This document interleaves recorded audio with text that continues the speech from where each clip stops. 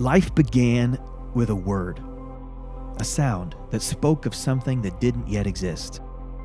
The Creator saw in his mind light and earth and sky, and those things became real as he spoke them. It was the picture in his mind that fueled the words of his mouth. See, God measures everything.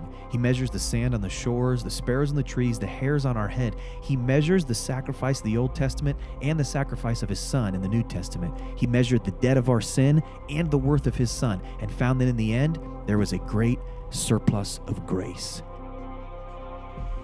Limits are one of God's gifts to us. He limits the strength in our hands and the hours in our days. He limits our pleasures so that we can have higher pleasures, and he limits our pursuits to point us to the greatest treasure of his love. There is one thing, however, that God never limits, one thing that appears to be limitless. In all his interactions with the human race, it seems that God never limits our dreams. Instead, he writes into our hearts the sacred gift of imagination and dares us to see in our minds what doesn't yet exist in real life. It's a dream that makes life complete. It's a dream that makes our hearts dance and sing and shout. God dares us to dream eternal dreams in a temporary world and then watch as he takes the limits off of what is possible. 5 years ago, City Church was conceived in a dream. A silly dream in the eyes of some. The seed was small and insignificant, 9 friends and a second-floor living room. We dreamt that in our lifetime, New England would be changed from the least churched region in the United States to the most spiritually vibrant place on earth, that people would seek God, not just by the hundreds, but by the thousands and the hundreds of thousands. We dreamt that God would become central in the minds and hearts of people, and that this one thing would change everything. And this is where the dream met the city. New England, with its 14 million people, is marked by the cities within its borders. The 10 largest cultural centers of New England move across the landscape and are home to millions of people. If a church was planted in each of these 10 cities, over half of New England's population is within a 20-minute car ride. From New Haven to Hartford, from Stamford to Boston, these cities hold the keys to our collective future.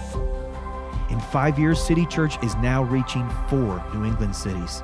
We have seen God do great things, but the best is yet to come.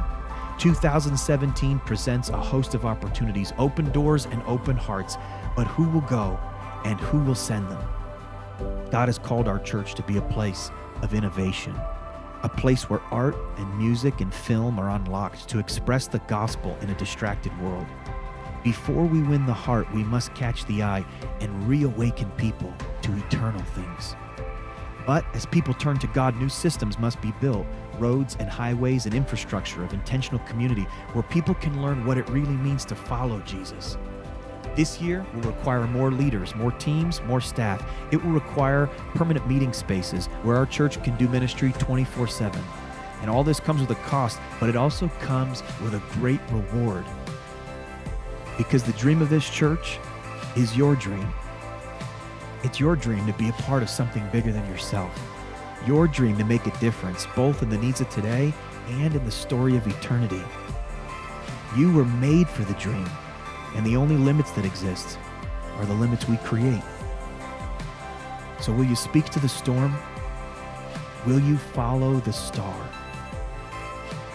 Will you dream with us for another seed, another city, another soul?